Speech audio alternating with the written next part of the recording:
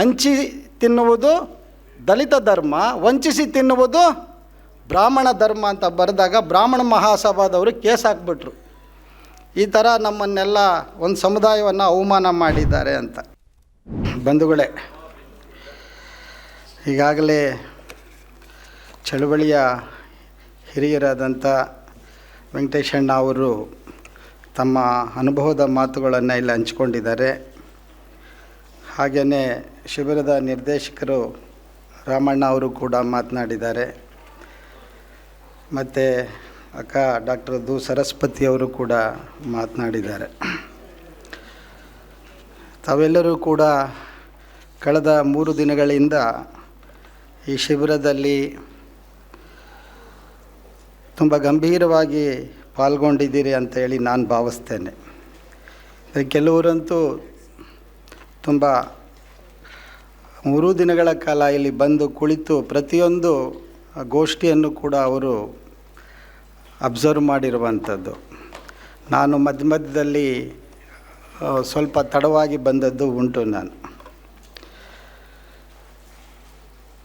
ಸ್ನೇಹಿತರೆ, ಆರಂಭಕ್ಕೆ ತಥಾಗತ ಭಗವಾನ್ ಬುದ್ಧರು ಒಂದು ಮಾತನ್ನು ಹೇಳ್ತಾರೆ, ಚರಕ ಬಿಕ್ಕುವೆ ಚಾರಿಕಂ ಬಹುಜನ ಹಿತಾಯ ಬಹುಜನ ಸುಖಾಯ ಲೋಕಾನುಕಂಪಾಯ ಅಂತೇಳಿ.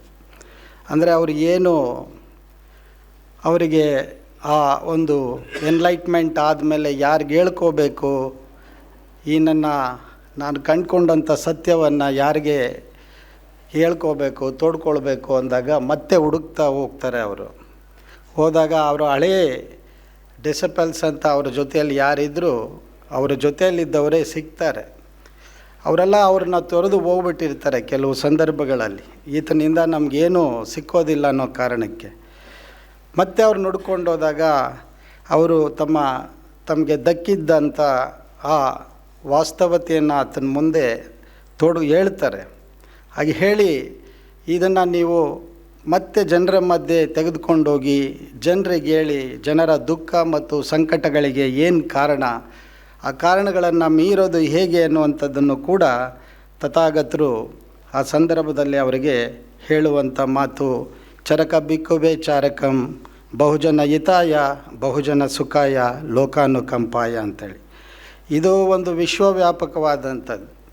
ಇದು ಇದಕ್ಕೆ ಯಾವುದೇ ಗಡಿಗಳಿಲ್ಲ ಅನ್ನೋದನ್ನು ನಾವು ಈ ಸಂದರ್ಭದಲ್ಲಿ ಅರ್ಥ ಮಾಡ್ಕೊಳ್ಬೇಕಾಗತ್ತೆ. ಮಾತೆಂಬುದೇ ಜ್ಯೋತಿರ್ಲಿಂಗ ಅಂತೇಳಿ ನಮ್ಮ ವಚನಕಾರರು ಹೇಳಿರುವಂಥದ್ದು. ಅಕ್ಷರಗಳು ಸಾಯ್ತವೆ ಅಂದರೆ ಸಾಯ್ತವೆ, ಅಕ್ಷರಗಳು ಬದುಕಿಸ್ತವೆ ಅಂದರೆ ಬದುಕಿಸ್ತವೆ. ಆದರೆ ಅಕ್ಷರಗಳೇ ಸಂಕಟವನ್ನು ತರ್ತಾರೆ ಅಂತ ಹೇಳಿ ಬಾಬಾ ಸಾಹೇಬರು ಏನಾದರೂ ಭಾವಿಸಿದರೆ ಆ ಪರಿಸ್ಥಿತಿ ಏನಾಗ್ತಾಯಿತ್ತು, ಇದನ್ನು ಆಲೋಚನೆ ಮಾಡಬೇಕಾಗತ್ತೆ. ಬಂಧುಗಳೇ, ದಲಿತ ಚಳವಳಿಯ ಸುಮಾರು ಈ ಒಂದು 14 ಗೋಷ್ಠಿಗಳಲ್ಲಿ ತಾವೆಲ್ಲರೂ ಕೂಡ ಭಾಗವಹಿಸಿದಿರಿ, ಗಮನಿಸಿದಿರಿ. ಅದರಲ್ಲಿ ನೀವು ಕೂಡ ಅದರ ಒಳಗಡೆ ಒಬ್ಬರಾಗಿದ್ದೀರಿ ಅಂತ ನಾನು ಅಂದ್ಕೊಳ್ತೇನೆ. ವಿಶೇಷವಾಗಿ ಈ ಒಂದು ಶಿಬಿರವನ್ನು ಆಯೋಜನೆ ಮಾಡೋದಕ್ಕೆ ತೆಗೆದುಕೊಂಡಿರುವಂಥ ಶ್ರಮ ಇದೆಯಲ್ಲ, ಆ ಶ್ರಮಕ್ಕೆ ಬೆಲೆ ಕಟ್ಟೋಕ್ಕಾಗೋದಿಲ್ಲ. ನಾವು ಆ ಶ್ರಮವನ್ನು ನೀವು ಯಾವ ಮಾಪಕದಲ್ಲೂ ಕೂಡ ಅಳಿಯೋಕ್ಕಾಗೋದಿಲ್ಲ. ಯಾಕಂದರೆ ಆ ಶ್ರಮ ಬೇಡುತ್ತೆ. ಅದು ಅರ್ಧ ದಿನ ಆಗ್ಬೋದು, 3 ದಿನ ಆಗ್ಬೋದು, ಅದನ್ನು ನಾವು ಗಂಟೆಗಳಲ್ಲಿ ನಾವು ಕಟ್ಕೊಡೋಕ್ಕಾಗೋದಿಲ್ಲ. ಆದರೆ ಇಂಥ ಒಂದು ಪ್ರಯತ್ನವನ್ನು ಮಾಡಿದಂಥ ನಮ್ಮ ಕರ್ನಾಟಕ ಸಾಹಿತ್ಯ ಅಕಾಡೆಮಿಗೆ ನಾವು ಧನ್ಯವಾದಗಳನ್ನು ಹೇಳಲೇಬೇಕಾಗತ್ತೆ. ಮತ್ತು ಇದಕ್ಕೆ ಆಯೋಜನೆ ಮಾಡಿದವ್ರನ್ನು ಕೂಡ ನಾವು ಅಭಿನಂದಿಸಲೇಬೇಕು. ಹೊರಗಡೆಯಿಂದ ಬಂದಿದ್ದಾರೆ, ಟೀಚರ್ಗಳು ಬಂದಿದ್ದಾರೆ, ವಿದ್ಯಾರ್ಥಿಗಳು, ವಿದ್ಯಾರ್ಥಿನಿಯರು, ಉಪನ್ಯಾಸಕರು, ತಾವೆಲ್ಲರೂ ಕೂಡ ಬಂದಿದ್ದೀರಿ. ಮತ್ತು ಇದನ್ನು ಹೇಗೆ ನೀವು ಜನರ ಮುಂದೆ ಕೊಂಡೊಯ್ತೀರಿ? ಕೇಳಿದ್ದಾಯಿತು, ಮತ್ತು ಮುಂದೆ ಮಾಡೋದೇನು? ಇದು ಬಹು ಮುಖ್ಯವಾದಂಥದ್ದು. ಬರೀ ಕೇಳಿಕೊಂಡು 3 ದಿನ ಇದ್ದು DA ಕೊಟ್ಟರು ತೊಗೊಂಡೋದ್ವಿ ಅನ್ನೋವಂಥದ್ದಾಗೋದಿಲ್ಲ. ರಜಾನೂ ಕೊಟ್ಟಿರ್ತಾರೆ ಅಂತ ಅಂದ್ಕೊಟ್ಟಿರ್ತೀನಿ ನಾನು. ಸೊ ಅದು ಸರ್ಕಾರದ ಪ್ರಾಯೋಜಿತವಾದಂಥ ಕಾರ್ಯಕ್ರಮಗಳು. ಆದರೆ ಇದು ಆಗಬಾರ್ದು. ಇದು ನಿನ್ನೆ ನಮ್ಮ ತಾಯಂದಿರು ಮಾತಾಡಿದ್ದನ್ನು ನೀವು ಕೇಳಿದ್ದೀರಿ. ಅದು ನಿಮ್ಮ ಒಳಗಡೆ ಹಾರದ ದೀಪ ಆಗಿ ಉರಿತಾ ಇರುತ್ತೆ ಅಂತ ನಾನು ಭಾವಿಸಿರ್ತೀನಿ. ಇಲ್ಲಿ ಮೀರಾ ಅಕ್ಕನೂ ಕೂಡ ಕುಳಿತಿದ್ದಾರೆ. ಅವರು ಕೂಡ ಮಾರಾಣಿಸ್ ಕಾಲೇಜಲ್ಲಿ ಓದೋವಾಗ ದಲಿತ ಚಳವಳಿಯ ಭಾಗವಾಗಿದ್ದಂಥವರು ಅವರು ಕೂಡ ಇವತ್ತಿಲ್ಲಿ ಬಂದಿದ್ದಾರೆ.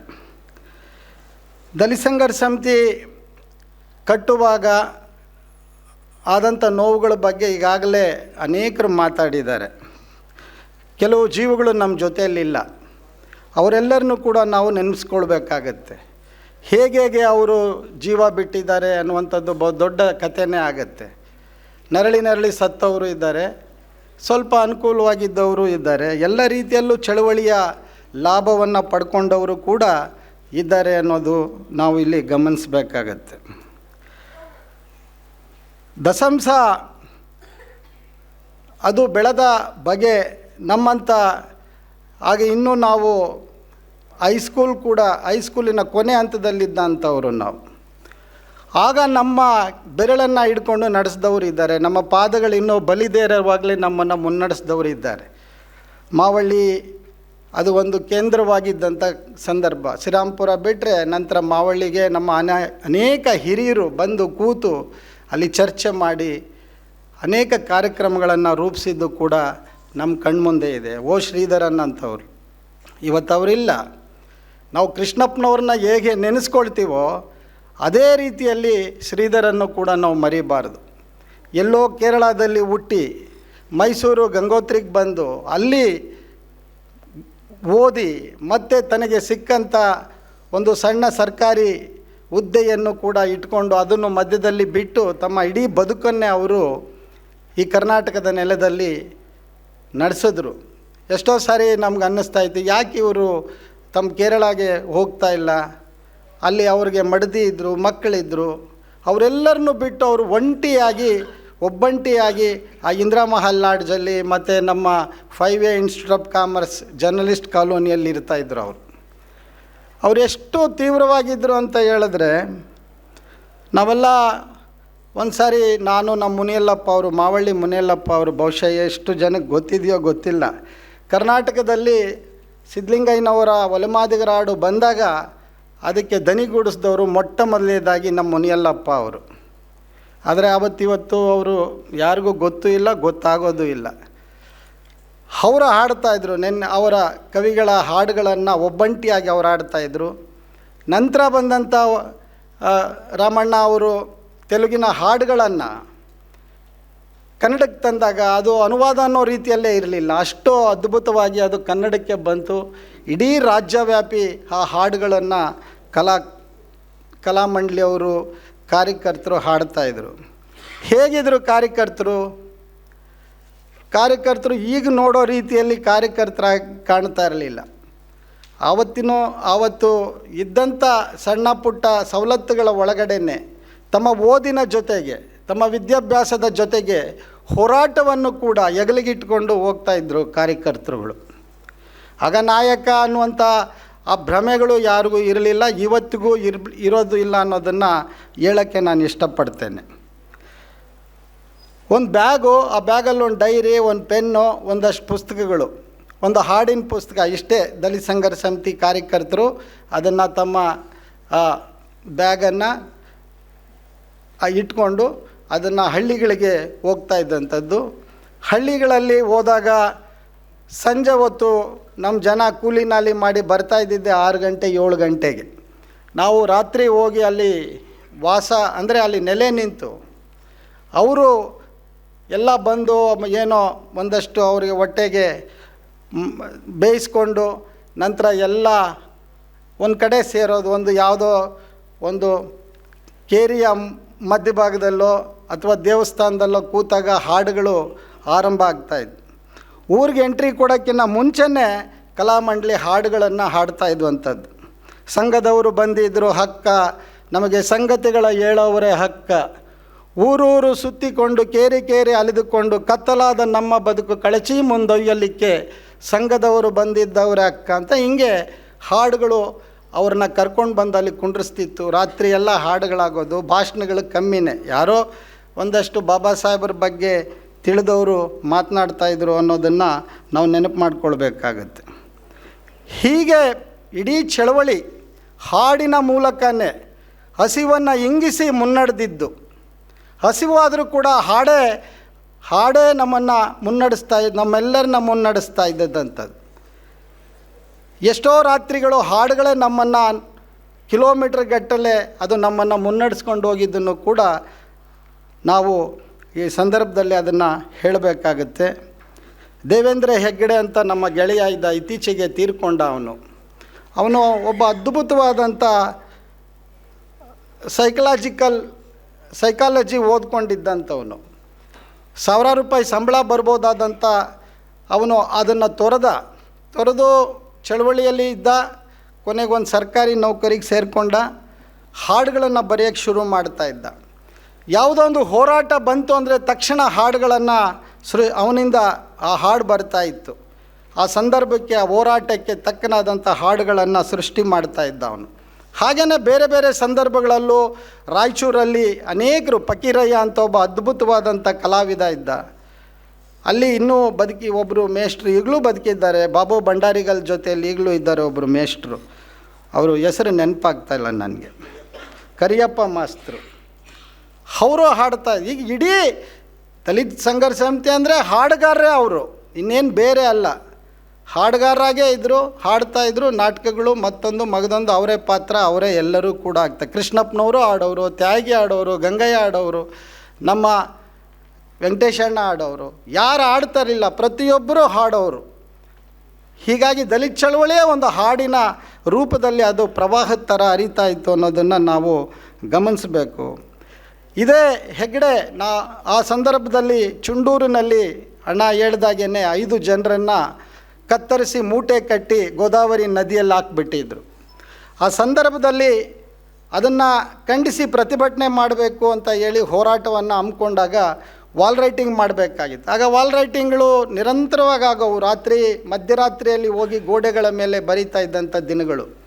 ಜಾತಿ ಬಿಡಿ, ಮತ ಬಿಡಿ, ಮಾನವತೆಗೆ ಜೀವ ಕೊಡಿ, ಜಾತಿ ರಹಿತ, ವರ್ಗರಹಿತ ಸಮಾಜ ನಿರ್ಮಾಣವೇ ನಮ್ಮ ಗುರಿ ಅಂತ ಹಿಂಗೆ ಬರೀತಾ ಇರಬೇಕಾದ್ರೆ ಶಿರಾ ಹತ್ರ ಒಬ್ಬರು ಹಂಚಿ ತಿನ್ನುವುದು ದಲಿತ ಧರ್ಮ, ವಂಚಿಸಿ ತಿನ್ನುವುದು ಬ್ರಾಹ್ಮಣ ಧರ್ಮ ಅಂತ DSS ಅಂತ ಬರೆದಿದ್ರು. ಹಂಚಿ ತಿನ್ನುವುದು ದಲಿತ ಧರ್ಮ, ವಂಚಿಸಿ ತಿನ್ನುವುದು ಬ್ರಾಹ್ಮಣ ಧರ್ಮ ಅಂತ ಬರೆದಾಗ ಬ್ರಾಹ್ಮಣ ಮಹಾಸಭಾದವರು ಕೇಸ್ ಹಾಕ್ಬಿಟ್ರು. ಈ ಥರ ನಮ್ಮನ್ನೆಲ್ಲ ಒಂದು ಸಮುದಾಯವನ್ನು ಅವಮಾನ ಮಾಡಿದ್ದಾರೆ ಅಂತ. ತ್ಯಾಗಿ ಇನ್ನೊಂದು ಮಾತು ಹೇಳ್ತಿದ್ರು, ಏನಯ್ಯ ನಮ್ಮವರು ಒಳ್ಳೆ ಸ್ಲೋಗನ್ಗಳು ಬರೀರೋ ಅಂದರೆ ಕಾಸಿಗೆ 2 ಹೆಗಡೆ ತರಡು DSS ಅಂತ ಬರೆದುಬಿಟ್ಟಿದ್ದಾರಲ್ಲ, ಏನಿದು ನಮ್ಮವರು ಇಷ್ಟೊಂದು ಮಾಡ್ತಾರೆ ಅಂದರೆ ಯಾವ ಅತಿರೇಕಕ್ಕೆ ಹೋಗ್ಬಿಟ್ಟಿತ್ತು ದಲಿತ ಚಳವಳಿಯ ಈ ಕತೆ ಅನ್ನೋದನ್ನು ನಾವಿಲ್ಲಿ ಅರ್ಥ ಮಾಡ್ಕೊಳ್ಬೇಕಾಗತ್ತೆ. ಆ ಹೆಗ್ಗಡೆ ಮತ್ತು ನಾವು ಎಲ್ಲರೂ ವಾಲ್ ರೈಟಿಂಗ್ ಮಾಡೋಕ್ಕೆ ಬಂದಾಗ ಮಧ್ಯರಾತ್ರಿ ಒಂದು 12 ಗಂಟೆ ನಮಗೆ ಗೊತ್ತಿಲ್ದಿರಾಗೆ ಹೆಗ್ಗಡೆ ಆ KSRTC ಬಸ್ ಆ ಸ್ಟ್ಯಾಂಡ್ ಒಳಗಡೆ ಹೋಗಿದ್ದಾರೆ. ಹೋಗಿ ಅಲ್ಲಿ ಈ ತೆಲುಗು APSRTC ಬಸ್ಗಳ ಮೇಲೆ ಬರೀತಾ ಇದ್ದಾನೆ. ಅವ್ರು ಬಂದು ಹಿಡ್ಕೊಂಡಿದ್ದಾರೆ. ಏನು ಬರೀತಾ ಇದೆಯಾ ಅಂದರೆ ಹಿಂಗೆ ಚೆಂಡೂರಲ್ಲಿ ನಮ್ಮವ್ರನ್ನ ಸಾಯಿಸಿದ್ದಾರೆ ಅಂತ. ಅದಕ್ಕೆ ಅವರು ತೆಲುಗು ಮತ್ತು ಅಲ್ಲಿರೋರೆಲ್ಲ ಸೇರಿ ಈ ಸೂಳೆ ಮಕ್ಕಳು ಎಚ್ಚೆತ್ಕೊಂಡ್ಬಿಟ್ಟವ್ರೆ, ಬಂದು ನಮ್ಮ ಬಸ್ಗಳ ಮೇಲೆಲ್ಲ ಬರೀತಾರೆ ಅಂತ ಹೇಳಿ ಅವನನ್ನು ಹಿಗ್ಗಾಮೊಗ್ಗ ಹೊಡೆದು ತೊಗೊಂಡೋಗಿ ಒಂದು ಅಲ್ಲಿ ಕೌಂಟ್ರಲ್ಲಿ ಇಟ್ಟಿದ್ದು. ಅದು ನಾವು ಅವನ್ನ ಹುಡ್ಕೊಂಬಂದ್ರೆ ನಮ್ಮನ್ನು ಒಂದು 8 ಜನ ಸೇರಿಸಿ 12 ಗಂಟೆಯಿಂದ ಹಿಡಿದು 5 ಗಂಟೆವರೆಗೂ ಹೊಡಿತಾನೇ ಇದ್ದರು. ಮುಖ ಮೂತಿ ಎಲ್ಲ ಒಂದು ರೀತಿ ಎಷ್ಟು ನೀಲಿಗಟ್ಟೋಗ್ಬಿಟ್ಟಿತ್ತಂದರೆ ನಮಗೇನು ಅನ್ನಿಸ್ತಾ ಇರಲಿಲ್ಲ. ಅವರು ಹೆಗ್ಡೆಗಂತೂ ವಿಪರೀತ ಆಗಿತ್ತು. ಕೊನೆಗೆ 5 ಗಂಟೆಗೆ ಸಾಗರ್ ಅವರು, ಆವತ್ತಿನ ರಾಮಮೂರ್ತಿ ಅಂತ ಹೇಳಿ ಒಬ್ಬರು DCP ಇದ್ದರು, ಅವ್ರಿಗೆ ಫೋನ್ ಮಾಡಿದ್ರು. ಫೋನ್ ಮಾಡಿದ್ಮೇಲೆ 5:15 ನಮ್ಮನ್ನು ಆ ಕೌಂಟ್ರು ಇದರಿಂದ ಸೆಲ್ಲಿಂದ ಬಿಟ್ಟರು ಅನ್ನುವಂಥದ್ದು. ಇದೊಂದು ಘಟನೆ ಅಷ್ಟೇ ನಿಮ್ಗೆ ಹೇಳೋವಂಥದ್ದು. ಮತ್ತೊಂದು ಲಕ್ಷ್ಮೀನಾರಾಯಣ ನಾಗವಾರ, ಎಂಡಬೇಡ ಭೂಮಿ ಬೇಕು ಹೋರಾಟ 3 ದಿನಗಳ ಒಂದು ಜಾಥಾ. ಆ ಜಾಥಾ ಮುಗಿಸ್ಕೊಂಡು ಕೊನೆಯ ದಿನ ಬರಬೇಕಾದ್ರೆ ಅವತ್ತು ಕೊನೆಯ ದಿನ ಲಾಲ್ಬಾಗಿನ ಗಾಜನ ಮನೆ ಹತ್ರ ದೊಡ್ಡ ಸಮಾವೇಶ, ಹೆಗ್ಡೆ ಅವರು ಉದ್ಘಾಟನೆ, ಎಲ್ಲ ದೇವೇಗೌಡರು ಇತ್ಯಾದಿ ದೊಡ್ಡ ನಾಯಕರುಗಳೆಲ್ಲ ಇದ್ದರು. ಆಗ ಲಕ್ಷ್ಮೀನಾರಾಯಣ ಮತ್ತು ಆತನ ನೇತೃತ್ವದಲ್ಲಿ ನಾವು ಎಲ್ಲರೂ ಕೂಡ ಒಂದು 5-6 ಜನ ಹೋಗಿ ಹೆಗ್ಡೆ ಮಾತಾಡಬೇಕು ಅಂದಾಗ ಧಿಕ್ಕಾರ ಕೂಗಿ ಆ ಮೈಕ್ ಹಿಡ್ಕೊಂಡ್ಬಿಟ್ವಿ. ನಮಗೆ ಗೊತ್ತಿಲ್ಲ, ನೂರಾರು ಜನ ಪೊಲೀಸರು, ನಾವಿರೋದೇ ಒಂದು 60-70 ಜನ. ಬಟ್ ಆ ಧೈರ್ಯ ಅದು ಗೊತ್ತಿಲ್ಲ ನಮ್ಗೆ ಎಲ್ಲಿತ್ತು ಏನಿತ್ತು ಅಂತ. ಕೊನೆಗೆ ಹೆಗ್ಡೆ ಅವ್ರನ್ನೇನು ಮಾಡಬೇಡಿ, ಅವನ್ನೇನು ತೊಂದರೆ ಕೊಡಬೇಡಿ. ಆಯ್ತಪ್ಪ, ನೀವು ಕೇಳ್ತಾ ಇದ್ದೀರಲ್ವಾ, ಅದನ್ನು ನಾನು ಪರಿಶೀಲನೆ ಮಾಡ್ತೀನಿ. ಇಲ್ಲ ಸರ್, ನೀವು ಇಲ್ಲೇ ಡಿಕ್ಲೇರ್ ಮಾಡಿ, ಎಂಡ ಬೇಡ ಅಂತ ಇಲ್ಲೇ ಹೇಳಿ ಅಂತ ಹೇಳಿ ನಾವು ಪಟ್ಟಿಡಿದ್ವಿ. ಹೀಗೆ ಮಾತುಕತೆ ಆಯಿತು. ಕೊನೆಗೆ ಅವರು ಇಲ್ಲ ತೀರ್ಮಾನ ತೊಗೊಳ್ತೀವಿ ಅಂದರೆ ಅದಾಗೋಯ್ತು. ಕೊನೆಗೆ ವೀರೇಂದ್ರ ಪಾಟೀಲ್ ಬಂದರು, ಆ ತೀರ್ಮಾನ ತೊಗೊಂಡ್ರು. ಈ ಥರದ ಒಡೆತಗಳು, ಅದನ್ನೇ ಸಿದ್ಧಲಿಂಗಯ್ಯನವರೊಂದು ಕಡೆ ಬರೀತಾರೆ, ಪೊಲೀಸರ ಲಾಠಿಗಳು ಅನ್ನುವಂಥ ಒಂದು ಬರುತ್ತೆ. ಎಷ್ಟು ಲಾಠಿಗಳು ಮುರಿದೋಗಿದ್ದಾವೋ, ಎಷ್ಟು ಬೂಟೇಟುಗಳನ್ನು ನಮ್ಮ ಕಾರ್ಯಕರ್ತರು ತಿಂದಿದ್ದಾರೋ ಅದು ಗೊತ್ತಿಲ್ಲ, ಅದು ಎಷ್ಟು ಆಗಿರ್ಬೋದು ಅನ್ನುವಂಥ. ಇನ್ನು ಬರೆದಿರುವಂಥ ಕರಪತ್ರಗಳು, ಎಷ್ಟು ಬರೆದಿರ್ಬೋದು ಕರಪತ್ರಗಳು 50 ವರ್ಷಗಳಲ್ಲಿ ಚಳವಳಿಗಾರರು, ಅದನ್ನೆಲ್ಲ ಲೆಕ್ಕ ಹಾಕ್ಕೊಂಡ್ರೆ ಅದು ಯಾವ ಯೂನಿವರ್ಸಿಟಿನೂ ಕೂಡ ಆ ರೀತಿಯ ವಿದ್ವಾಂಸರನ್ನು ಸೃಷ್ಟಿ ಮಾಡಿದೆ ಗೊತ್ತಿಲ್ಲ ನನಗೆ. ಪ್ರತಿಯೊಬ್ಬರೂ ಕರಪತ್ರಗಳನ್ನು, ಆವಾಗ ಕರಪತ್ರನೇ ಬಹುಮುಖ್ಯವಾದಂಥ ನಮ್ಮ ಒಂದು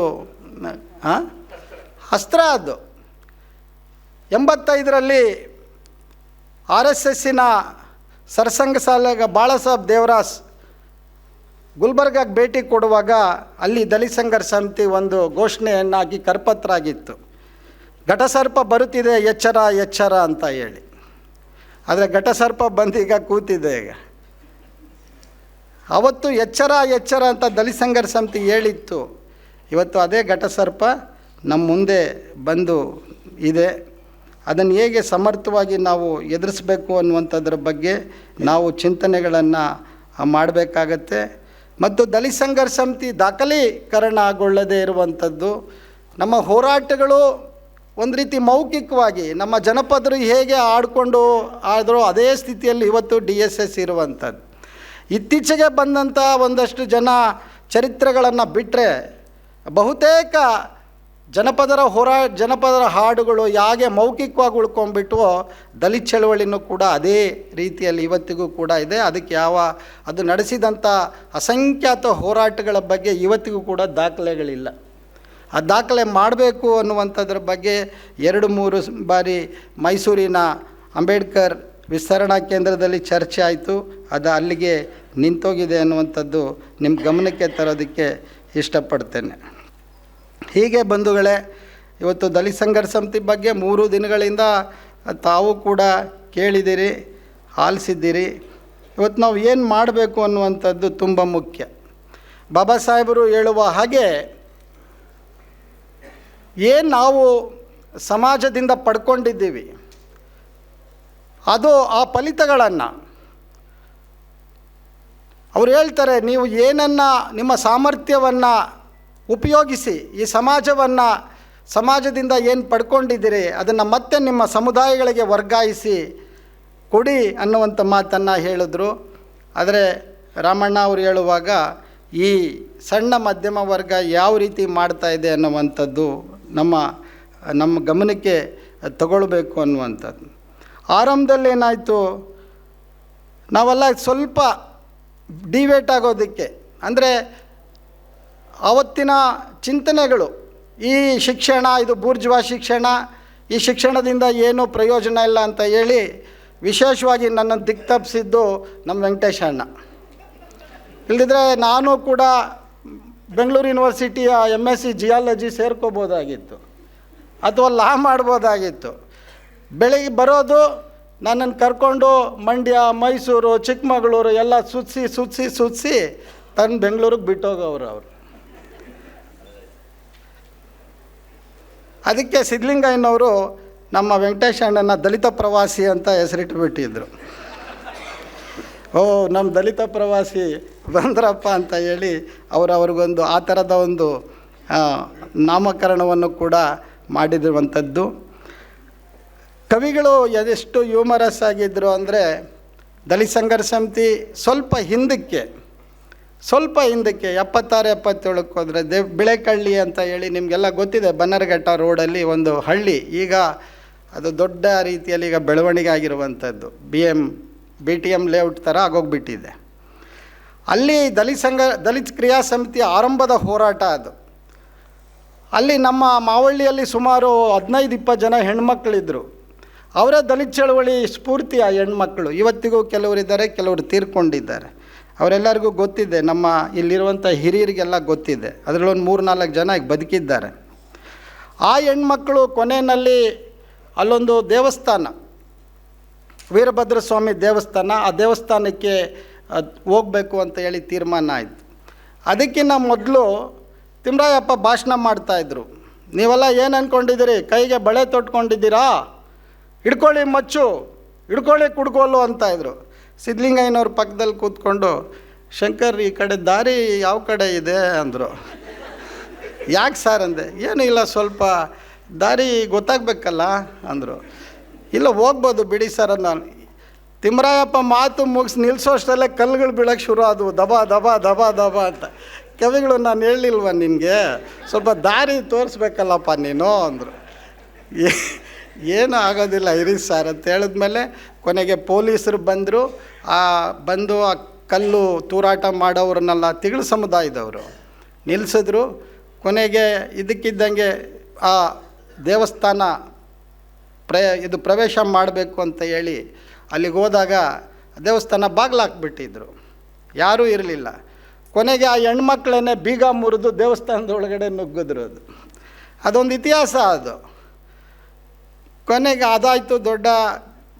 ಆವತ್ತು ಇಡೀ ರಾತ್ರಿ ಅಲ್ಲಿದ್ದಂಥ ಬೇರೆ ಬೇರೆ ಸಮುದಾಯಗಳು ದಲಿತರ ಮೇಲೆ ಬಿದ್ದರು. ಎಷ್ಟೋ ಜನಕ್ಕೆ ಕೈ ಕಾಲು ಮುರಿದು ತಲೆಗಿಲೆ ಎಲ್ಲ ಹೊಡ್ಕೊಂಡು ನಾವು ಆಮೇಲೆ ಬೆಳಗ್ಗೆ ನೋಡಿದ್ರೆ ಮಾವಳ್ಳಿಯಲ್ಲಿ ಒಂದು 30-40 ಜನ ರಕ್ತ ಸುರಿಸ್ಕೊಂಡೆಲ್ಲ ಕೂತಿದ್ರು ಈ ತಿಮ್ಮರಾಯಪ್ಪನ ಭಾಷಣ ಕೇಳಿ. ಕೊನೆಗೆ ಅವ್ರನ್ನೆಲ್ಲ ವಿಕ್ಟೋರಿಯಾ ಹಾಸ್ಪಿಟ್ಲಲ್ಲಿ ಅಡ್ಮಿಟ್ ಮಾಡಿ ಸಂಜೆ ಕವಿಗಳು ಇಲ್ಲಿ ಸೆಂಟ್ರಲ್ ಕಾಲೇಜಲ್ಲಿ ಟೀಚ್ ಮಾಡ್ತಾಯಿದ್ರು. ನಾನು ಮುನಿಯಲ್ಲಪ್ಪ ಅವರು ನಾವೆಲ್ಲ ಒಂದು 8 ಜನ ಹೋಗಿ ಬರಬೇಕು, ಕವಿಗಳು ಬರ್ತಾರೇನೋ ಅಂತ ಕಾಯ್ತಾಯಿದ್ರೆ ಇವರು ಕಿಟಕಿನಲ್ಲಿ ನೋಡಿಬಿಟ್ಟು ಯಾರೋ ನನ್ನ ಮಕ್ಕಳು ಬಂದು ಕಾಯ್ತಾವ್ರೆ ಅಂತ ಹೇಳಿ ಇವರು ಬಿಡ್ತಾನೇ ಇಲ್ಲ. ಇವರು ಕ್ಲಾಸು ಅವರು ಎಲ್ಲ ಕೆಲಸ ಮುಗಿಸ್ಕೊಂಡು ಬರೋರು ಹೋಗ್ಬೇಕಲ್ಲ. ಅವರು ಯಾರು ಅವರು ಎಲ್ಲ ಕೆಲಸ ಈವ್ನಿಂಗ್ದು ಇವರು ಬಿಡ್ತಾ ಇಲ್ಲ. ಅವರು ಪಾಪ ಚಡ್ಪಡಿಸ್ತಾವ್ರೆ.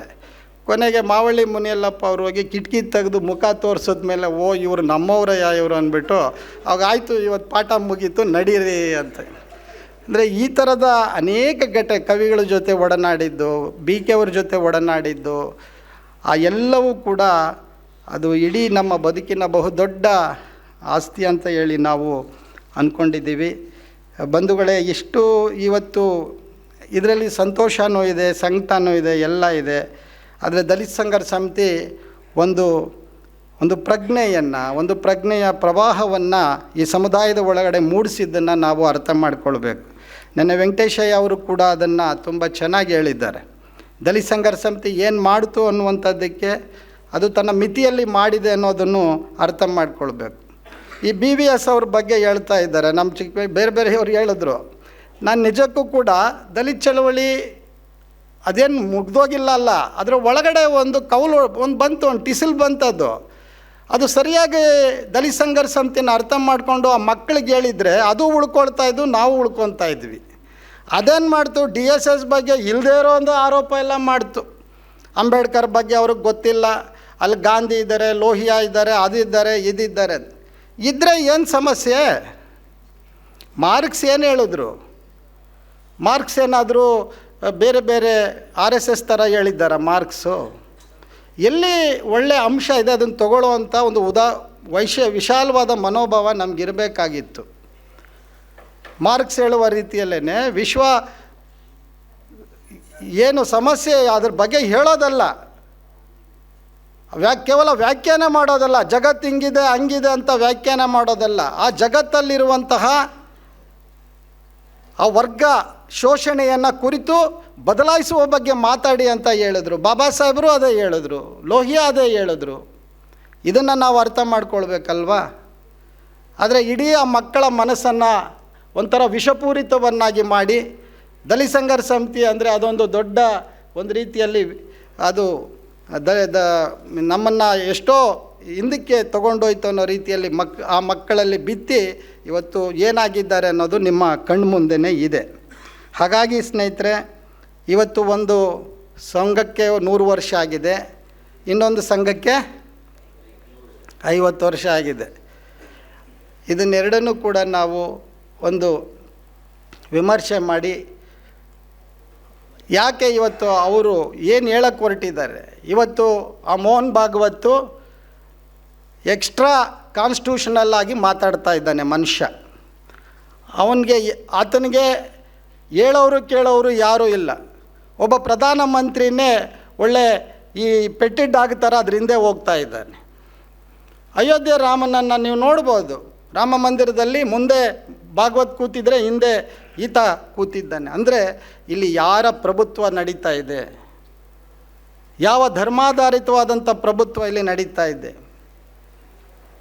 ಸೊ ವ್ಯವಸ್ಥೆ ಒಂದು ಪ್ರಾಯೋಜಿತವಾದಂಥ ಒಂದು ಕೋಮುವಾದಿತ್ವವನ್ನು, ಒಂದು ಜಾಗತೀಕರಣದ ನೀತಿಗಳನ್ನು ಇಲ್ಲಿ ಅವರು ಫೋರ್ಸಬಲ್ಲಾಗಿ ತರ್ತಾ ಇರುವ ಕಾಲಘಟ್ಟದಲ್ಲಿ ನಾವು ನಮ್ಮ ವಿದ್ಯಾರ್ಥಿ, ನಮ್ಮ ಯುವಕರು ನಾವು ಏನನ್ನು ಮಾಡಬೇಕು ಅನ್ನುವಂಥದ್ದು ತುಂಬ ಮುಖ್ಯ. ಸೊ ಈ ಹಿನ್ನೆಲೆಯಲ್ಲಿ ಇಡೀ ದಲಿತ ಸಂಘರ್ಷ ಸಮಿತಿ ದೇಶದಲ್ಲಿ ದಲಿತ ಸಮುದಾಯಗಳ ಮೇಲೆ ಎಷ್ಟೇ ದಬ್ಬಾಳಿಕೆ ಮಾಡಲಿ, ಎಷ್ಟೇ ದೌರ್ಜನ್ಯ ಮಾಡಲಿ, ನಮ್ಮನ್ನು ಎಷ್ಟೇ ತುಳಿಲಿ, ಮತ್ತೆ ಮತ್ತೆ ಅದು ಎದ್ದು ಬಂದು ಹೇಳ್ತಾ ಇರುವುದು ಜಾತಿ ಬಿಡಿ, ಮತ ಬಿಡಿ, ಮಾನವತೆಗೆ ಜೀವ ಕೊಡಿ ಅಂತನೇನೆ. ಇನ್ನೇನು ಬೇರೆ ಹೇಳ್ತಾ ಇಲ್ಲ. ಇದು ಇಡೀ ಸಮಾಜ ಮಾನವೀಕರಣಗೊಳ್ಳಬೇಕು, ಎಲ್ಲರೂ ಒಂದೇ ಅನ್ನುವಂಥದ್ದನ್ನು ದಲಿತ ಸಂಘರ್ಷ ಸಮಿತಿ ಇವತ್ತಿಗೂ ನಂಬಿದೆ, ಮುಂದೇನೂ ನಂಬಿದೆ ಅನ್ನುವಂಥದ್ದನ್ನು ಹೇಳಿ ಅವಕಾಶ ಕೊಟ್ಟಿದ್ದಕ್ಕಾಗಿ ಧನ್ಯವಾದಗಳು. ಜೈ ಭೀಮ್, ಜೈ ಭಾರತ್, ಜೈ ರಮಾಯಿ.